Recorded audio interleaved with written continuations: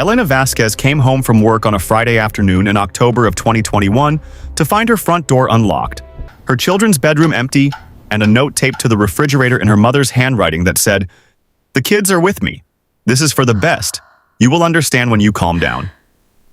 Elena stood in her kitchen holding that note, and she could feel her pulse in her throat, and her hands were shaking so badly that the paper rattled between her fingers because she knew, with the kind of certainty that lives in your bones, that this was not a grandmother picking up her grandchildren for an unexpected sleepover.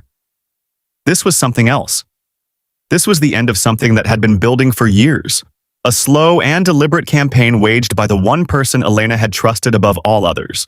Oh, the one person she had never thought to protect herself from. The one person whose love she had never once questioned in 36 years of life. Her own mother.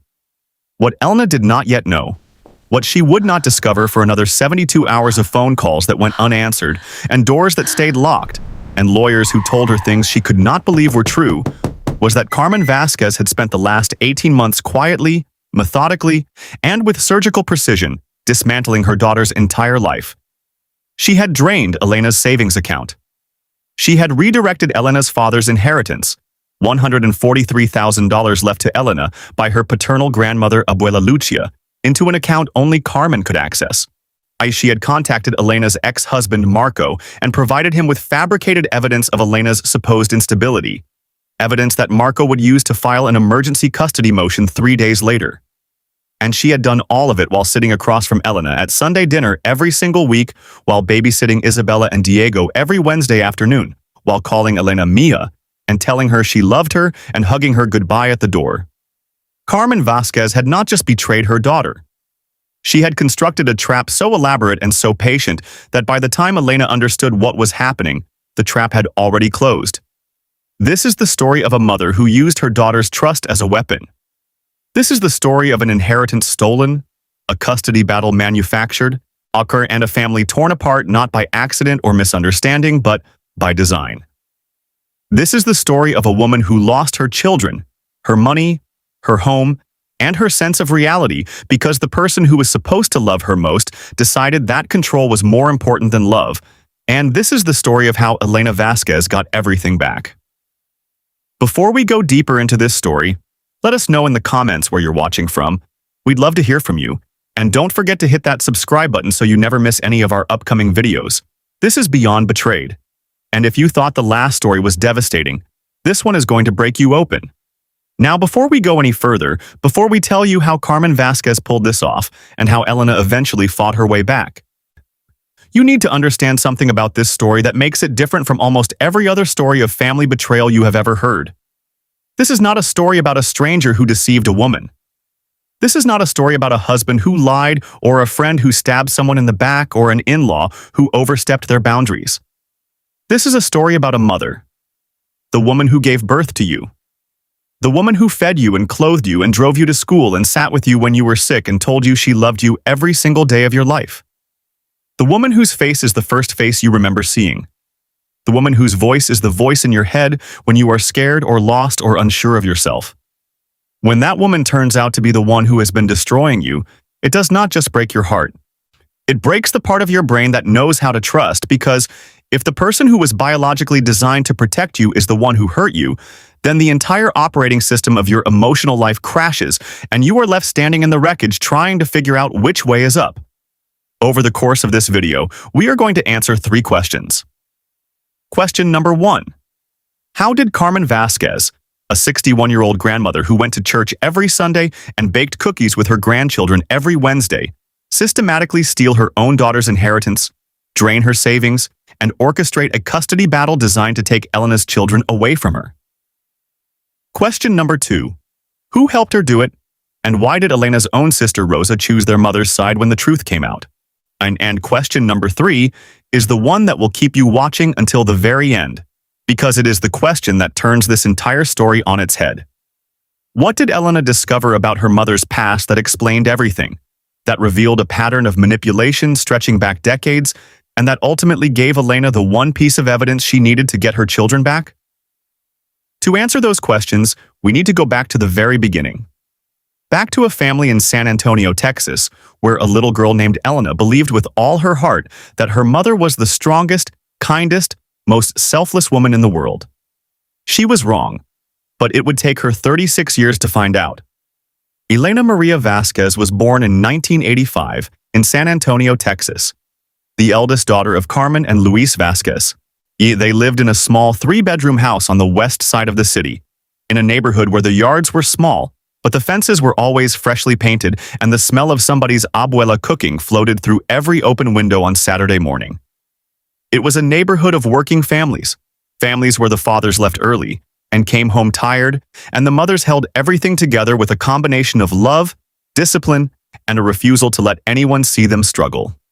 Carmen fit that description perfectly, or at least that is what everyone believed. She was the kind of mother other mothers pointed to and said, "That woman has it together."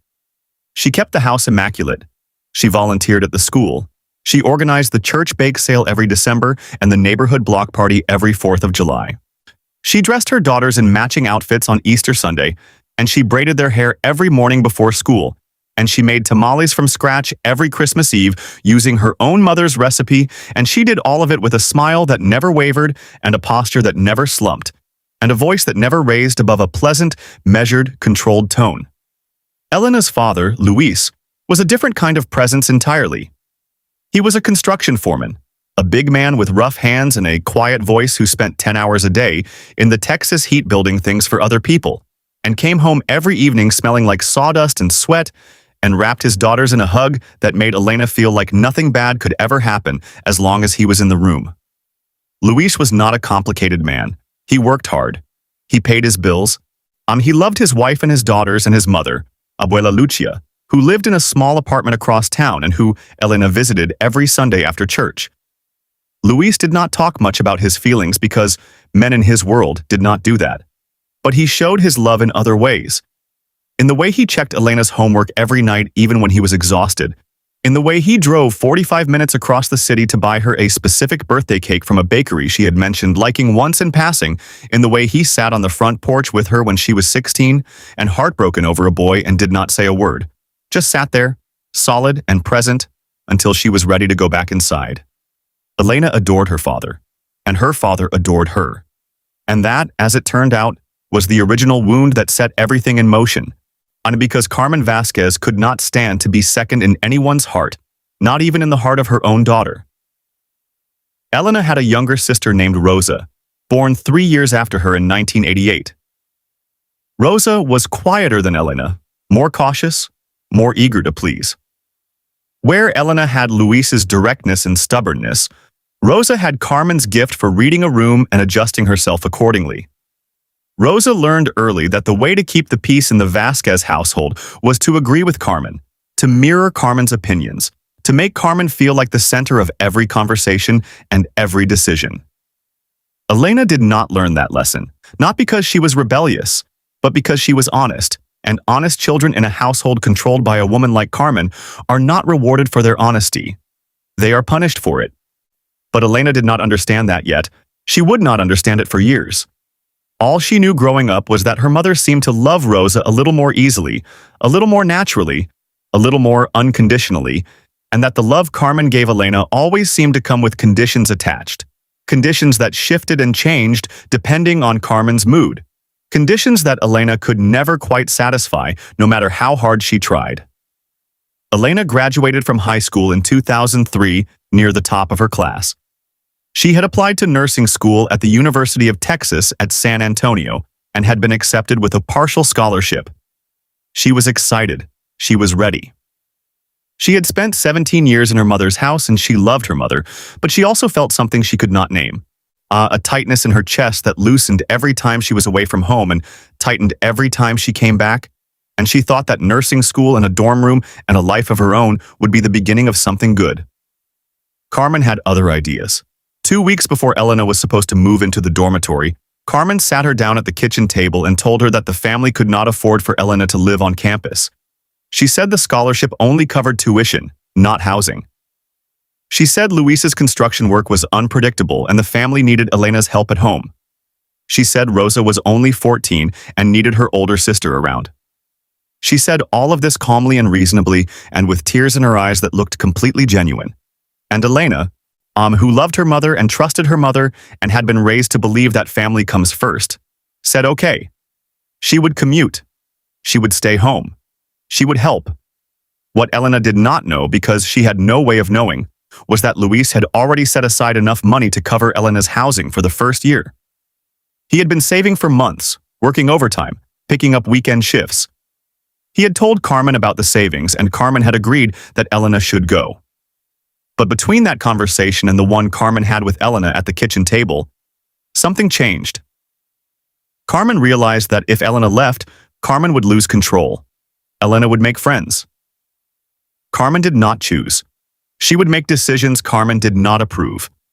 She would build a life that did not revolve around Carmen.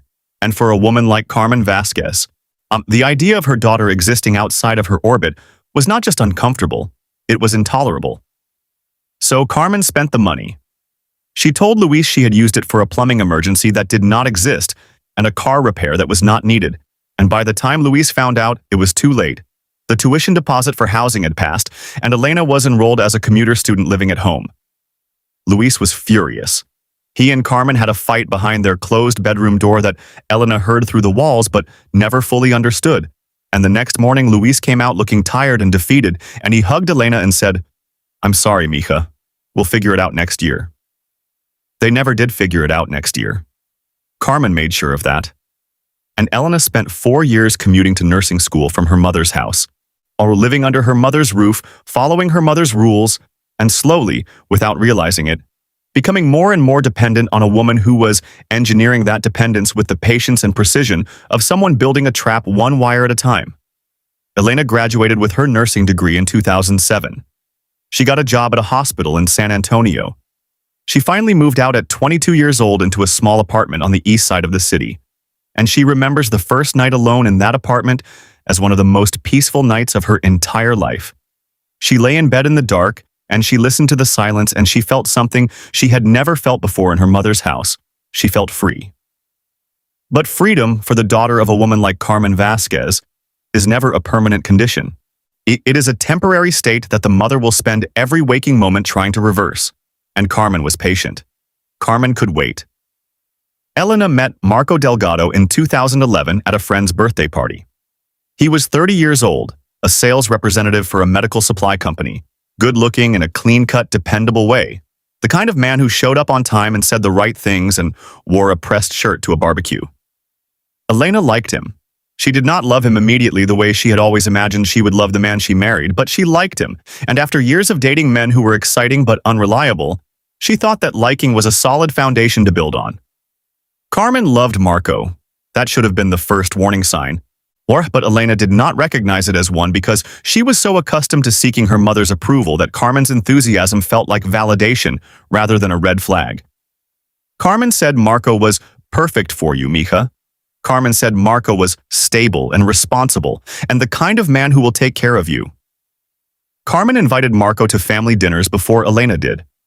Carmen called Marco mijo before Elena had even decided whether the relationship was serious. And Carmen, with the subtlety of a woman who had been manipulating people for decades, planted the seeds of dependency that would later grow into a cage. They married in 2013. Carmen planned most of the wedding. Elena wanted a small ceremony, maybe 30 people at a nice restaurant. But Carmen insisted on a full church wedding with 150 guests and a reception hall and a DJ and a cake with 4 tiers, because this is what a real wedding looks like, mija. And I did not raise my daughter to settle. Elena gave in because giving in to Carmen was easier than fighting, and because fighting with Carmen was not like fighting with a normal person. Fighting with Carmen meant days of silence, weeks of guilt, months of comments about how ungrateful Elena was, how selfish, how much Carmen had sacrificed for her, how Elena was breaking her heart. It was easier to say yes. It was always easier to say yes. So Elena said yes to the wedding Carmen wanted. She said yes to the house Carmen helped them find, a house that happened to be 8 minutes from Carmen's house. She said yes to Carmen having a key to the house because what if there's an emergency, mija? She said yes to Carmen babysitting Isabella when she was born in 2014 and Diego when he was born in 2016, because the daycare was expensive and Carmen was free and Carmen loved the grandchildren, and what kind of daughter turns down her own mother's help? And then, in the summer of 2018, two things happened that changed everything. Luis Vasquez, Elena's father, the man who had been her anchor and her protector, and the only person in the family who had ever stood between Elena and Carmen's control, suffered a massive heart attack while working on a construction site. He was rushed to the hospital. He survived, but the damage was severe. See, Luis was 62 years old and the doctors said his heart was operating at 30% capacity and he would need to retire immediately. And while Luis was lying in a hospital bed, trying to come to terms with the end of his career and the beginning of his decline, Carmen was already making plans. Not plans to take care of her husband. Plans to take control of everything he had built. Because Luis's mother, Abuela Lucia, was 89 years old and in failing health, and she had a will. And in that will was a house and a savings account and a life insurance policy that totaled just over $300,000. And every single penny of it was meant for Elena and Rosa. Carmen intended to make sure that not a single penny of it ever reached them.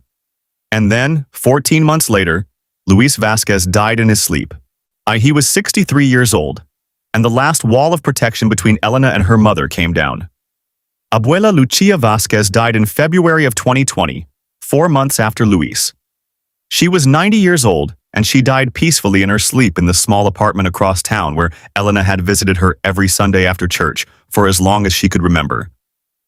Elena loved Abuela Lucia with a fierceness that was different from any other love in her life, because Abuela Lucia was the one person in the family who had never played games, never manipulated, never said one thing and meant another. Abuela Lucia said what she meant, and she meant what she said, and she loved Elena without conditions or complications or hidden agendas. And when Elena sat with her grandmother in that small apartment drinking coffee and listening to stories about the old country, she felt a peace that she did not feel anywhere else in the world. Before she died, Abuela Lucia had been very clear about her wishes. She had a will drawn up by a lawyer named Thomas Padilla, a semi-retired estate attorney in San Antonio, who had handled the legal affairs of several families in the neighborhood for decades. The will was straightforward. Abuela Lucia's house, a small two-bedroom bungalow that was fully paid off and appraised at approximately $160,000, was to be sold, and the proceeds divided equally between Elena and Rosa. A savings account containing approximately $93,000 was to be divided equally between Elena and Rosa. A life insurance policy worth $50,000 was to be divided equally between Elena and Rosa. The total estate was worth approximately $303,000, which meant each granddaughter was entitled to roughly $151,000. Abuela Lucia had named Carmen as the executor of the estate. This was not unusual. Carmen was the daughter-in-law who had been closest to Lucia in her final years, the one who drove her to doctor's appointments and picked up her prescriptions and brought her groceries every Thursday. It made practical sense for Carmen to handle the paperwork. What Elena did not know, what nobody knew except Carmen, was that Carmen had spent the last several months of Lucia's life slowly, carefully, methodically, repositioning herself at the center of the estate. She had convinced Lucia to add Carmen's name to the savings account as a joint holder, telling Lucia it would make things easier when the time comes so your granddaughters don't have to wait for probate. She had talked Lucia into changing the beneficiary on the life insurance policy from Elena and Rosa to Carmen, again with the justification that Carmen would distribute it properly and make sure the girls get their share without the government taking a cut. And she had taken possession of the original will, telling the lawyer Thomas Padilla that she would keep it in a safe place because Lucia was getting confused and might misplace it. Every single one of these actions was legal in isolation. A joint bank account passes to the surviving holder.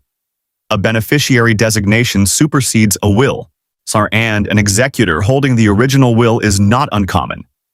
But taken together, they formed a pattern that was anything but innocent. Carmen had spent months building a legal architecture designed to redirect her mother-in-law's entire estate away from Elena and Rosa and into her own hands. And she had done it while holding Lucia's hand, while bringing her groceries, while kissing her forehead and calling her Mama.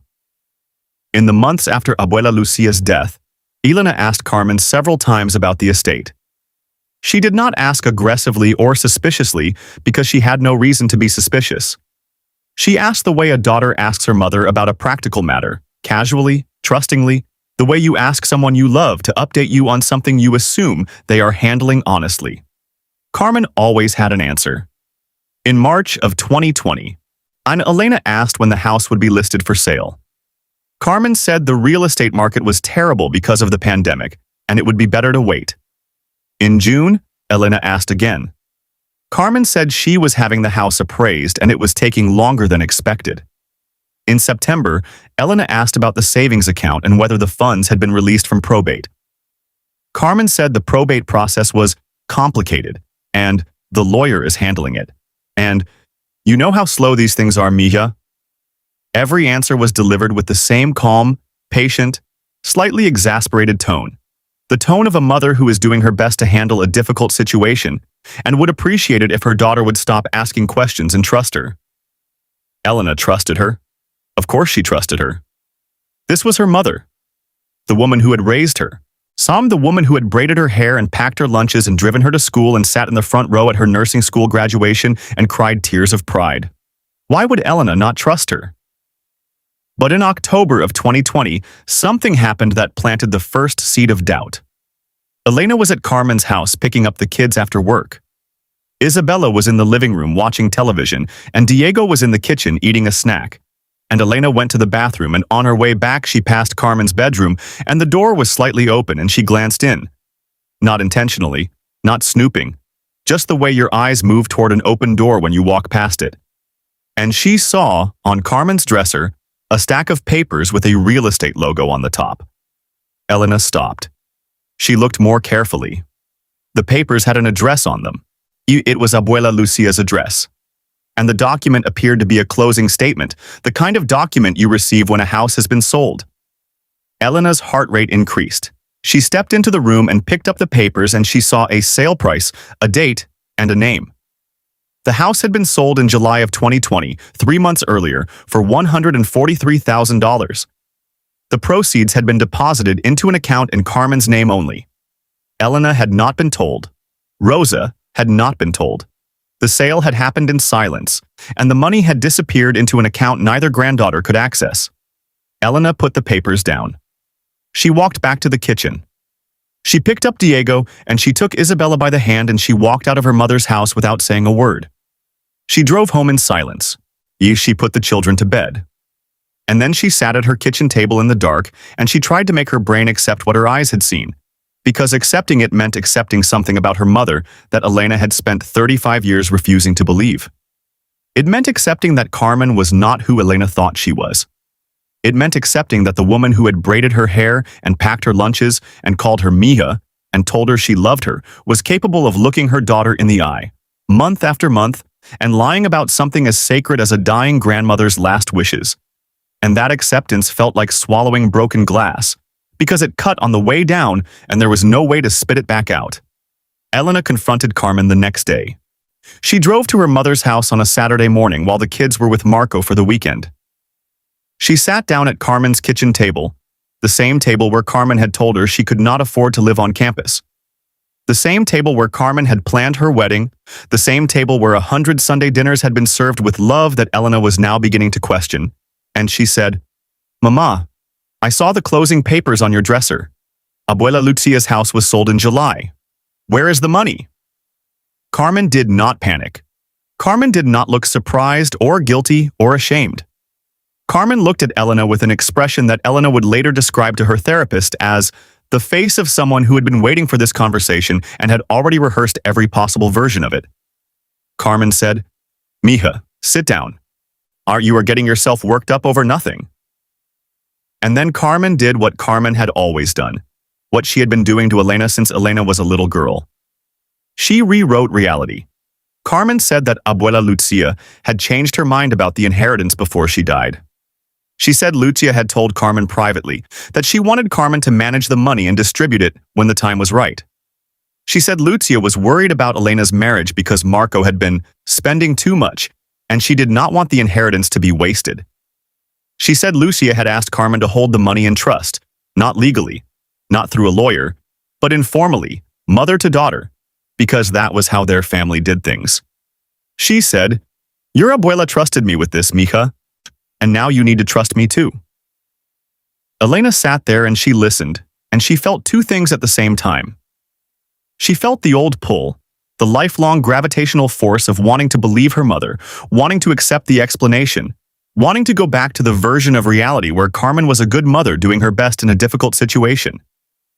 And she felt something new, something that had been growing in her chest since she saw those papers on the dresser, something that felt like a fist closing around a piece of truth that Carmen was trying to pry out of her hands. Elena said, "Then show me the will.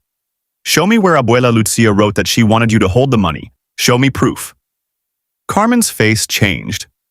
Not dramatically, not in a way that anyone else would have noticed. But Elena noticed because Elena had spent 35 years studying that face, calibrating her entire emotional life to the micro-expressions of a woman whose approval she had been chasing since she could walk. Carmen's jaw tightened. Her eyes went flat. The warmth disappeared from her voice the way heat disappears from a room when someone opens a door to the cold.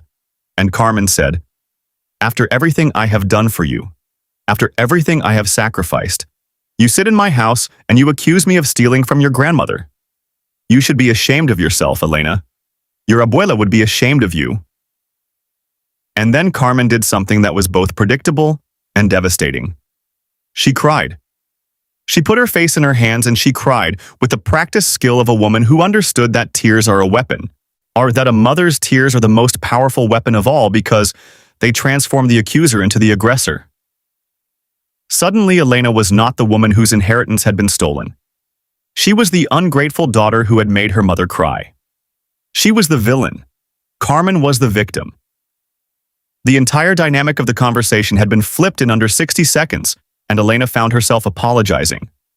She heard the words coming out of her own mouth and she could not stop them. "I'm sorry, Mama. I didn't mean it like that. I'm just confused. I'm sorry." She drove home that afternoon feeling sick to her stomach, not because of what Carmen had done, but because of what Elena had done. She had apologized to the woman who stole from her. She had comforted the woman who lied to her.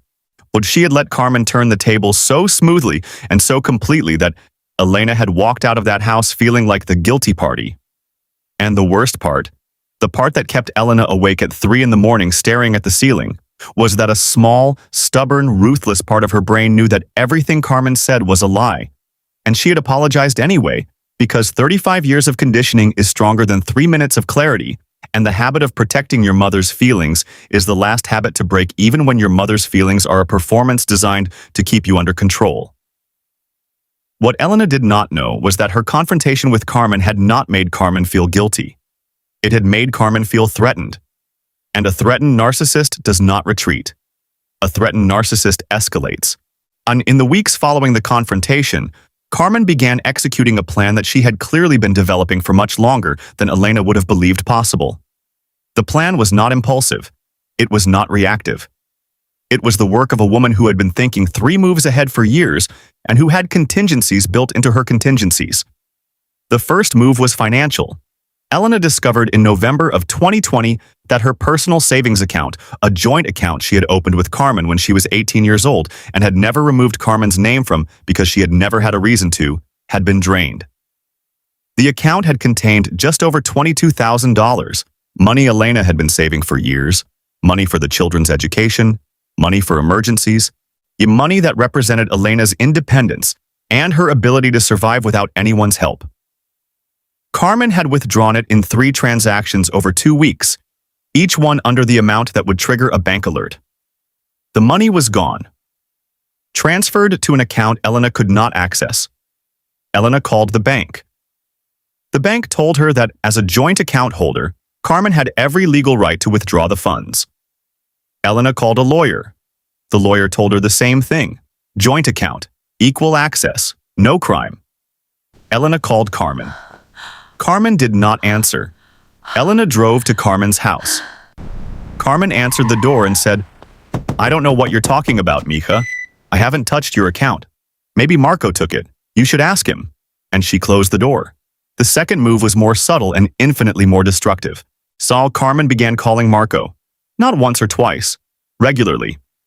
She called Marco's cell phone. She called him at work. She invited him to lunch without Elena's knowledge. And in those conversations, Carmen began painting a picture of Elena that was unrecognizable to anyone who actually knew her. Carmen told Marco that Elena had been erratic lately. She said Elena had been screaming at the children. She said Elena had been drinking.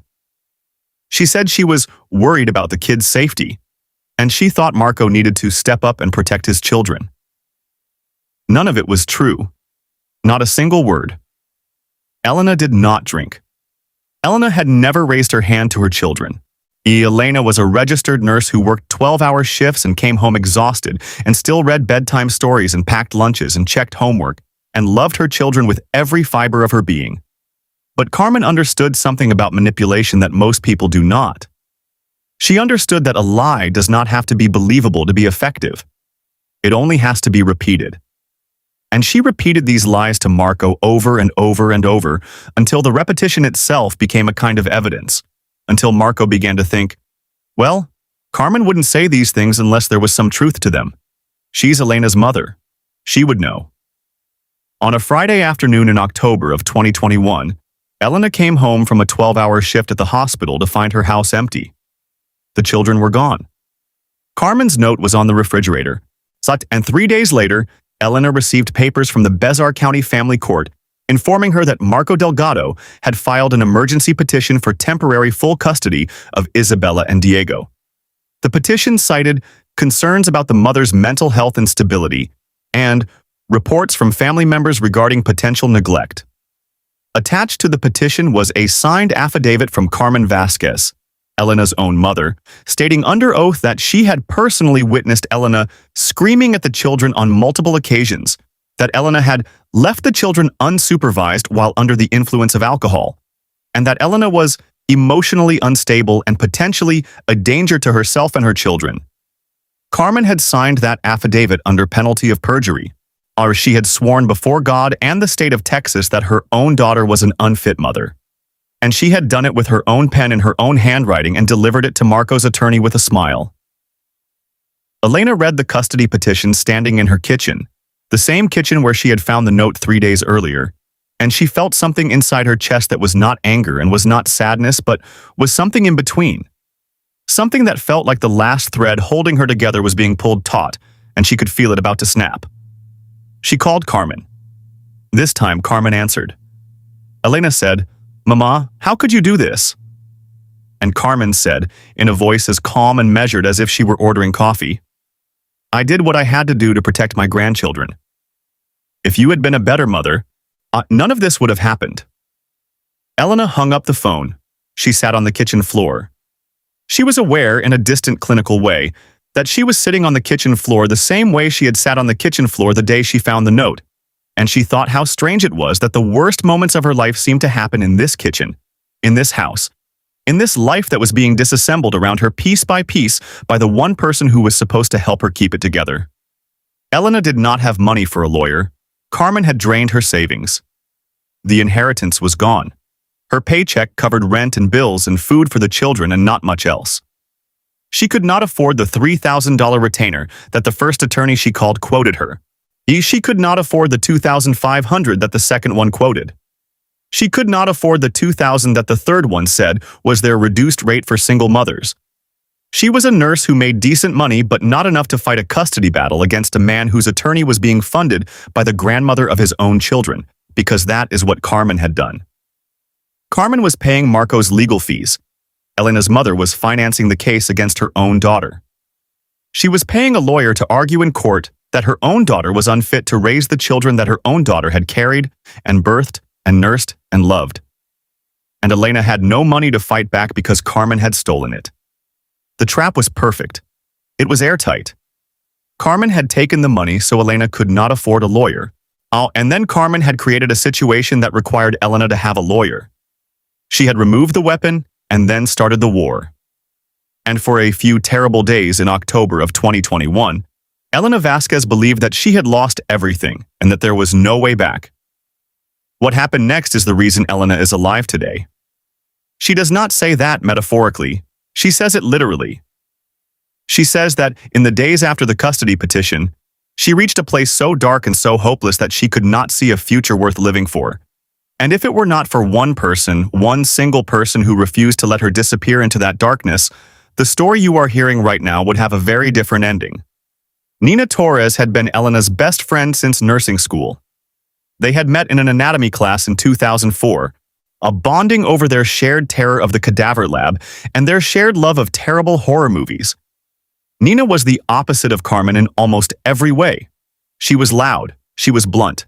She said exactly what she thought and she did not care who it offended. She had a laugh that could be heard across a hospital floor and a loyalty that was absolute and unconditional, and required nothing in return except honesty. Elena had not told Nina what was happening. She had not told anyone. Because Carmen had spent 35 years teaching Elena that family business stays in the family, and that asking for help is a sign of weakness, and that the worst thing a Vasquez woman can do is let the world see her struggle. Elena had internalized those lessons so deeply that even as her life was falling apart, even as her children were taken and her money was stolen, and her own mother was swearing under oath that she was an unfit parent, Elena's first instinct was to suffer alone. To close the curtains and turn off the phone and sit in the silence and figure it out by herself, because that is what Carmen had trained her to do. But Nina knew. Not because Elena told her. Because Nina showed up. She showed up at Elena's house on a Tuesday evening unannounced because Elena had missed 3 shifts at work without calling, and that was something Elena had never done. Not once in 14 years of nursing. Nina knocked on the door, and when Elena did not answer, she let herself in with the spare key Elena had given her years ago, and she found Elena sitting on the couch in the dark, still in the clothes she had been wearing for 2 days. On her phone turned off, her eyes swollen, and a look on her face that Nina would later describe as the look of someone who has stopped fighting. Nina sat down next to Elena, and she did not ask what happened. She did not give a speech. She did not offer platitudes or silver linings or tell Elena that everything was going to be okay. She took Elena's hand and she said 4 words. "Tell me everything, now." And Elena did. She told Nina everything. About the inheritance, about the savings account, about Carmen's lies to Marco, about the custody petition, about the affidavit, about the money she did not have and the lawyer she could not afford and the children she could not reach because Marco was not returning her calls and Carmen had changed the locks on her house. Elena talked for 2 hours. She cried for most of it. And when she was finished, Nina looked at her and said, "Okay, here is what we are going to do." Nina did not ask permission. She did not suggest. She told. She said, "First, you are going to eat something because you look like you haven't eaten in 3 days, and you can't fight for your kids on an empty stomach. Second, I am calling my cousin Angela, who is a family law attorney in Austin, and she is going to take your case pro bono, because I am going to make her take your case pro bono. And third, we are going to take your mother apart piece by piece because what she has done to you is not just wrong, Elena. It is criminal, and she is not going to get away with it." Elena started crying again, but this time it was different. This time it was not the crying of despair. It was the crying of someone who had been drowning and had just felt a hand grab their wrist. Nina Torres was that hand, and she did not let go. Angela Reyes, Nina's cousin, was a family law attorney in Austin who specialized in custody disputes involving allegations of parental alienation and narcissistic abuse. She was 38 years old, sharp-featured, sharp-voiced, and she had a reputation among the family courts of Central Texas as someone you did not want on the other side of your case. Angela drove down to San Antonio on a Saturday morning, sat at Elena's kitchen table with a legal pad and a recorder, and listened to Elena tell her story from the beginning. When Elena was finished, Angela was quiet for a long time. Then she said, "Elena, I need you to hear me. What your mother has done is not just manipulation, or it is financial exploitation of an elderly person, which is a crime. It is perjury, which is a crime. And it is fraud, which is a crime. Your mother is not a difficult woman. Your mother is a criminal, and we are going to prove it." Angela's strategy was methodical. First, she filed a motion to intervene in the custody case, arguing that the emergency petition had been based on fraudulent testimony. She requested that the court appoint a guardian ad litem, an independent attorney to represent the children's interests, which would provide a neutral third party to evaluate both parents without relying on Carmen's lies. Second, she subpoenaed financial records, bank statements for Carmen's accounts, the closing documents for Abuela Lucia's house, the beneficiary change on the life insurance policy, the joint account withdrawal records. Every document that Carmen had tried to keep hidden was now subject to legal discovery, and Carmen's carefully constructed facade began to crack. Third, and this was the move that changed everything, Angela contacted Thomas Padilla, the retired estate attorney who had drawn up Abuela Lucia's original will. Padilla was 74 years old and retired, but he remembered Lucia's will clearly because he had filed a copy in his office, as he did with all his clients' wills, a standard practice that Carmen had not known about. Padilla produced the copy. The will was exactly as Elena remembered. Everything split equally between Elena and Rosa. No mention of Carmen managing the funds. No mention of informal trusts or delayed distributions. No mention of any of the things Carmen had claimed Abuela Lucia had said. The will was clear, and it directly contradicted everything Carmen had told Elena at that kitchen table. But the discovery that truly broke the case open was something Elena had not expected. Angela, as part of her investigation into Carmen's financial history, pulled Carmen's credit report and tax filings going back 10 years. And what she found was a pattern that stretched back long before Abuela Lucia's death, long before Luis's death, long before Elena's confrontation at the kitchen table. Carmen had been financially exploiting Luis for years. She had opened credit cards in his name without his knowledge. She had taken out a second mortgage on the family home in 2015, while Luis was still alive, forging his signature on the documents. She had redirected Luis's pension payments after his death into an account that only she could access, our payments that were supposed to support Elena and Rosa.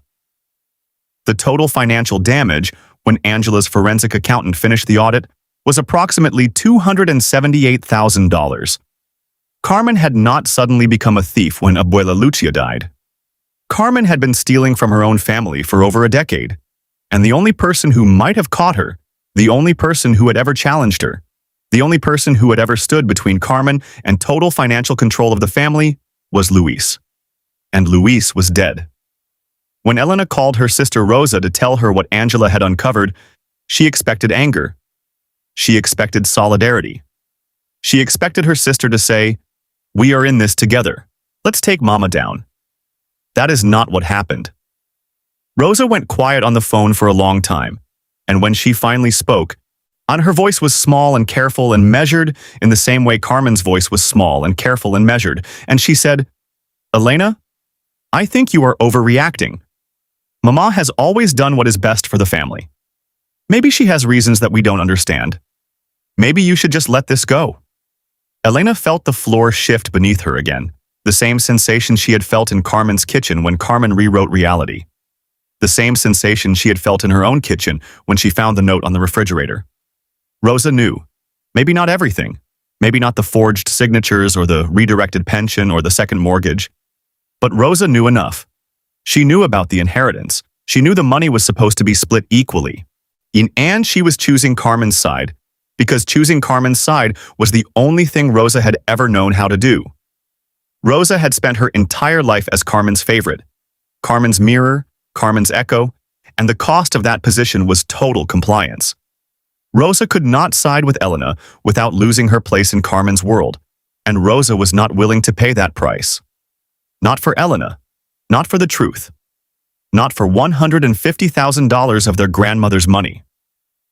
Elena asked Rosa one question. She said, "Rosa, did Mama give you your share of the inheritance?" Rosa did not answer immediately. The silence lasted long enough for Elena to understand. Carmen had given Rosa a portion of the money. Not half, probably. Not the full amount Rosa was owed. But enough. Enough to buy Rosa's silence. Enough to keep Rosa on Carmen's side. And enough to turn Elena's own sister into another lock on the cage that Carmen was building around her. Elena hung up the phone and she did not call Rosa again. Angela Reyes was not satisfied with proving that Carmen had stolen the inheritance. Angela wanted to prove that Carmen was a pattern offender, that this behavior was not an isolated incident, but a lifelong strategy of financial exploitation and emotional manipulation.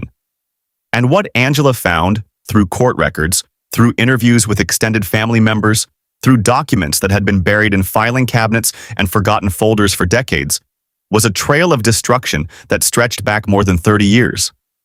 In 1994, when Carmen and Luis were still newlyweds, Carmen had convinced Luis's older brother, Hector, to invest $15,000 in a business venture that Carmen said she was starting, a catering company that would serve weddings and quinceañeras in the San Antonio area.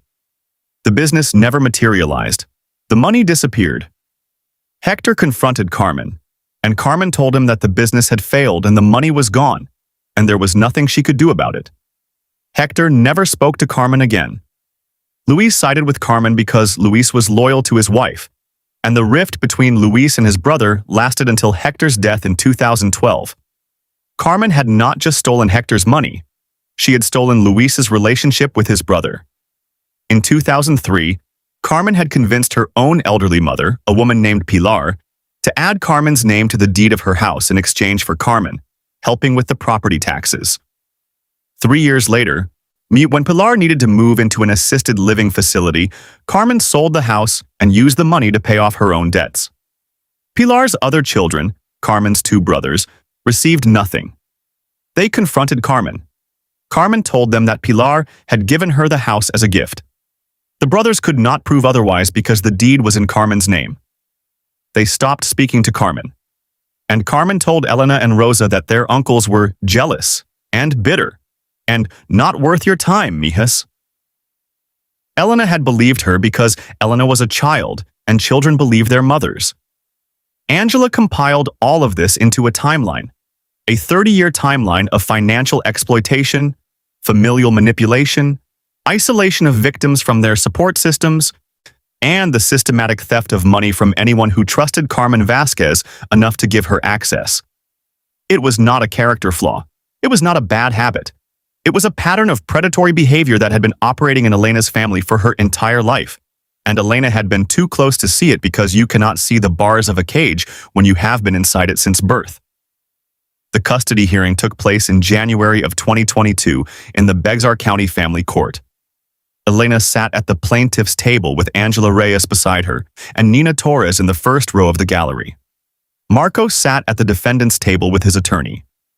Carmen sat in the gallery behind Marco, wearing a modest floral blouse and reading glasses on a chain around her neck, all looking for all the world like a kind and concerned grandmother whose only crime was loving her grandchildren too much. The guardian ad litem, a woman named Dr. Patricia Sandoval, presented her report first. Dr. Sandoval had interviewed Elena, Marco, the children, Carmen, and several other family members and neighbors over the course of 3 months. Her findings were unambiguous. She found no evidence of neglect, no evidence of substance abuse, no evidence of emotional instability on Elena's part. She found that Isabella and Diego were bonded to both parents but showed signs of distress related to the sudden separation from their mother. She found that the children had expressed a clear desire to return to Elena's home. And she found, in a section of the report that made Carmen shift uncomfortably in her seat, significant concerns regarding the role of the maternal grandmother in precipitating and escalating the current custody dispute. Angela presented the financial evidence, the stolen inheritance, the drained savings account, the forged mortgage documents, the redirected pension, the 30-year pattern of exploitation. She presented the copy of Abuela Lucia's will that Thomas Padilla had kept in his files. She presented bank records showing that Carmen had funded Marco's legal fees. And she presented a series of text messages between Carmen and Marco in which Carmen had coached Marco on what to say in his custody petition. Messages that included phrases like, "Make sure you mention the drinking," and "The judge needs to believe she is unstable," and "I will handle the affidavit. You just sign where I tell you." Marco's attorney objected to almost everything. The judge overruled almost every objection. When it was Marco's turn to testify, he looked smaller than Elena had ever seen him. He answered questions in a voice that was barely above a whisper. He admitted that he had never personally witnessed Elena neglect the children. He admitted that the allegations in his petition were based on information provided to him by Carmen. He admitted that Carmen had paid for his attorney, and when Angela asked him, Mr. Delgado, did you at any point independently verify any of the claims made by Carmen Vasquez before filing this petition? Marco looked down at the table and said, "No." The judge ruled from the bench. Full custody was restored to Elena. Marco was granted standard visitation, and the emergency petition was dismissed with prejudice, meaning it could never be refiled. And the judge referred Carmen Vasquez's affidavit to the district attorney's office for investigation of potential perjury. Carmen sat in the gallery and watched the ruling with the same calm, measured expression she always wore, the expression Elena had spent a lifetime studying and misreading. She did not cry. She did not look angry. She looked at Elena the way a chess player looks at a board when they realize they have lost, not with emotion but with calculation, already thinking about the next game. The evening after the custody ruling, Elena drove to Marco's apartment to pick up Isabella and Diego. She had not seen them in almost 3 months, 91 days. She had counted everyone. She had counted them the way prisoners count the days on a wall, because that is what those months had felt like. A sentence she had not earned for a crime she had not committed, imposed by a woman who was supposed to be on her side. When Elena knocked on the door, Marco opened it and stepped aside without saying a word. He looked tired. He looked ashamed. Elena would later say that in that moment she did not hate Marco. She felt something closer to pity, because Marco had been manipulated by Carmen the same way Elena had been manipulated, the same way Luis had been manipulated, the same way Hector and Pilar and Rosa and everyone else in Carmen's orbit had been manipulated. Marco was not evil. He was weak. And Carmen had identified his weakness and exploited it with the same skill and patience she brought to everything she did. Isabella came running out of the bedroom the moment she heard Elena's voice. She was 7 years old and she ran with the full-body abandon of a child who has been waiting for something so desperately that the waiting has become a kind of physical pain. And she hit Elena at full speed, arms wrapping around her mother's waist, face buried in her stomach, and she said, "Mommy, you came back. I knew you would come back." And Elena dropped to her knees and held her daughter, and she could not speak because her throat was closed and her eyes were burning, and her chest felt like it was being crushed and opened at the same time. And she pressed her face into Isabella's hair and breathed in the smell of her child, the smell she had been dreaming about for 91 nights, and she made a sound that was not a word, just a sound. The sound a human being makes when they are reunited with the thing they love most in the world, after someone tried to take it away forever. Diego came out more slowly. He was 5.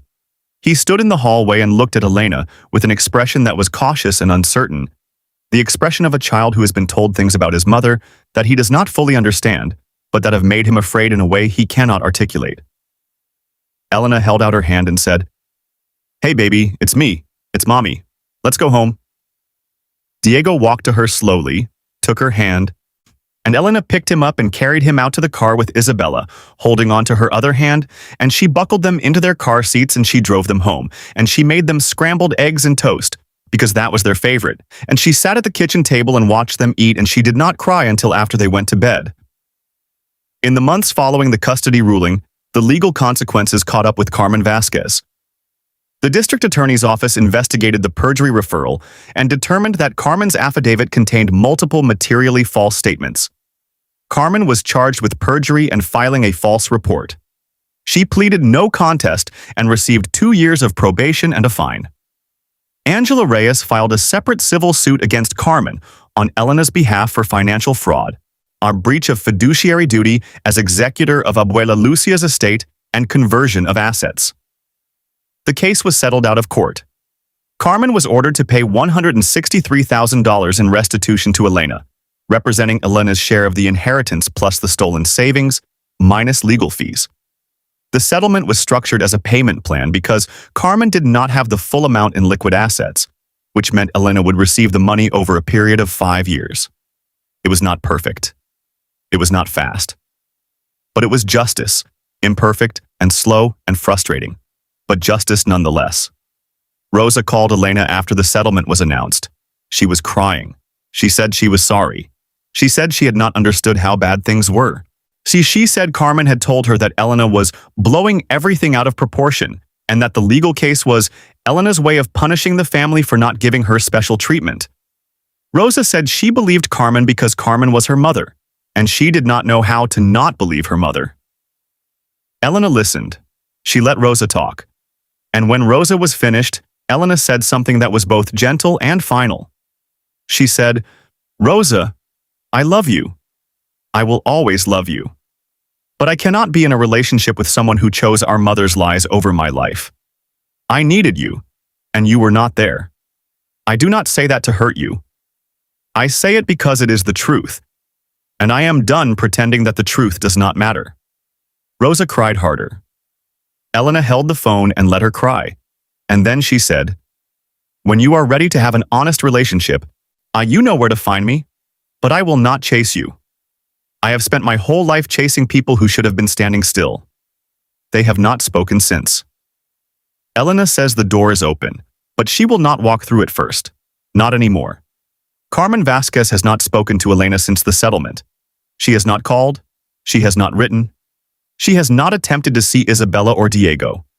Elena says that this, more than anything else, proves what Carmen really was.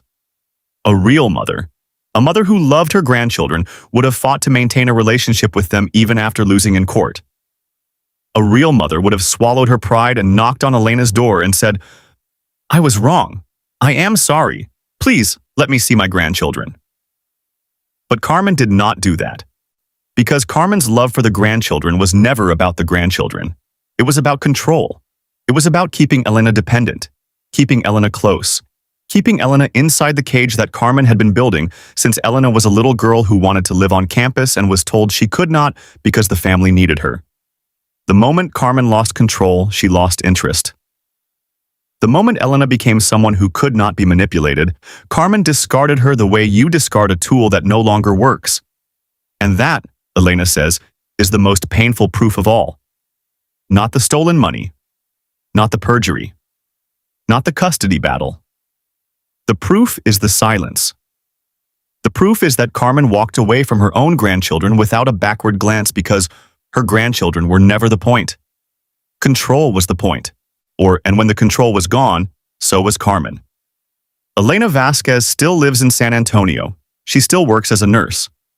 She bought a small house on the south side of the city in 2023, a 2-bedroom house with a little backyard where Isabella and Diego play every afternoon after school.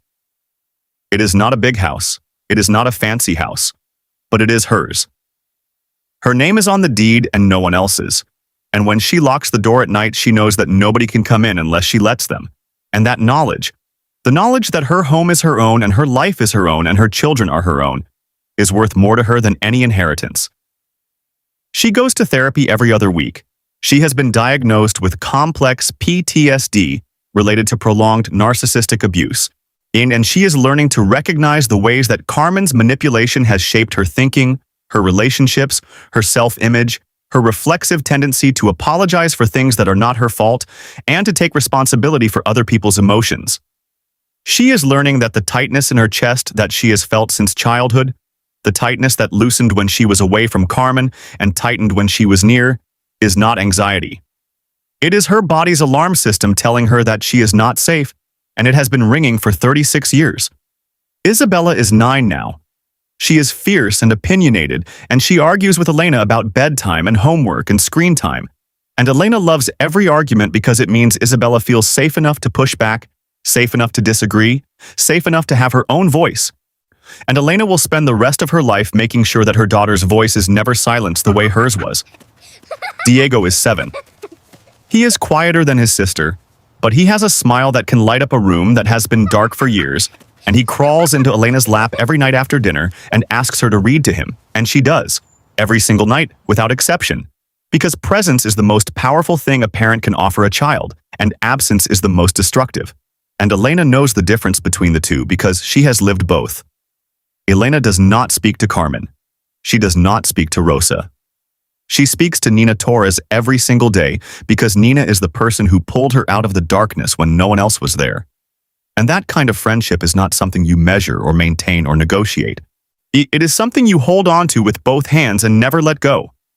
When Elena talks about what happened to her, she does not talk about it as a victim. She talks about it as a woman who finally woke up. She says, "My mother spent 36 years building a cage around me, and the door was never locked. I could have walked out at any time, but I didn't. Because she convinced me that the cage was love. She convinced me that the bars were protection, and the lock was loyalty, and the darkness inside was safety. And the hardest thing I have ever done in my life was not fighting the custody battle or hiring the lawyer or sitting in that courtroom. The hardest thing I have ever done was looking at that cage and realizing that the woman who built it was my mother. And then walking out anyway. She pauses. And then she says, I am not beyond what happened to me. I carry it every day. I carry it in the way I check the locks twice before bed, and in the way I flinch when someone says they want to help me, and in the way I hold my children a little too tight sometimes, because I remember what it felt like to have them taken away. But I am beyond the person I was when I was inside that cage. I am beyond the woman who apologized to her mother for asking about her own inheritance. I am beyond the daughter who believed that love required silence and obedience and the surrender of everything that made me, me. I am beyond all of that now. And beyond is where I am going to stay. I want to leave you with something today. Not a statement, a question, and I want you to really sit with it before you answer. We talk a lot about betrayal from husbands and wives, from friends, from people who are supposed to love us. But there is one form of betrayal that is almost impossible to talk about because it feels like a betrayal of the betrayal itself. It feels wrong to say it out loud. And that is the betrayal of a mother. Because we are taught from the moment we are born that a mother's love is the purest thing in the world. We are taught that mothers sacrifice everything for their children. We are taught that no matter what happens, your mother will always be there. Your mother will always protect you. Your mother will always put you first. And for most people, that is true.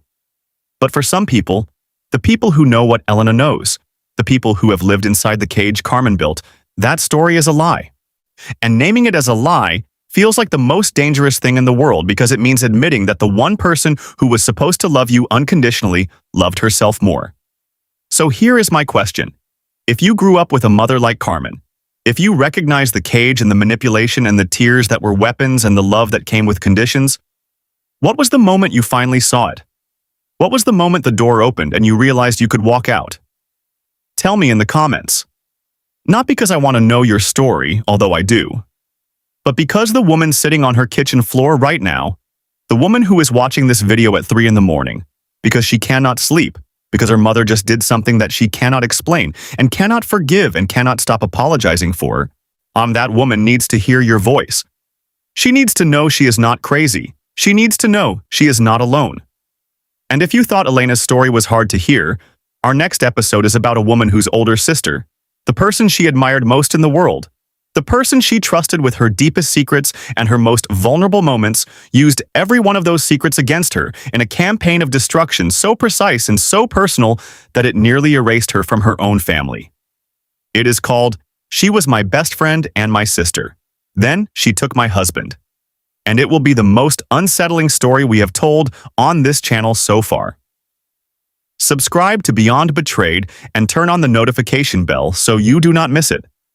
If something in Elena's story felt familiar today, if you recognize the note on the refrigerator or the tears that were weapons, or the mother who said, I did this for the best, while setting your life on fire, I need you to hear something. You are not ungrateful for seeing the truth. You are not disloyal for naming the lie. You are not a bad daughter for refusing to live inside a cage that someone else built and called love. The hardest truth about narcissistic parents is not that they hurt you. It is that they hurt you and then convince you that you are the one who caused the pain. And the bravest thing you will ever do is reject that narrative. Not with anger, not with revenge, but with the quiet, steady, unshakable decision to build your life on your own terms, in your own name, with your own voice. That is what Elena did. That is what Maggie did before her. And that is what you can do too. You are not what was done to you. You are not the lies you were told, or the money that was stolen, or the children who were taken, or the cage that was built around your life before you were old enough to know what a cage looked like. You are the person who sees it now, and seeing it is the first step to walking out. This is Beyond Betrayed, and we will see you in the next one.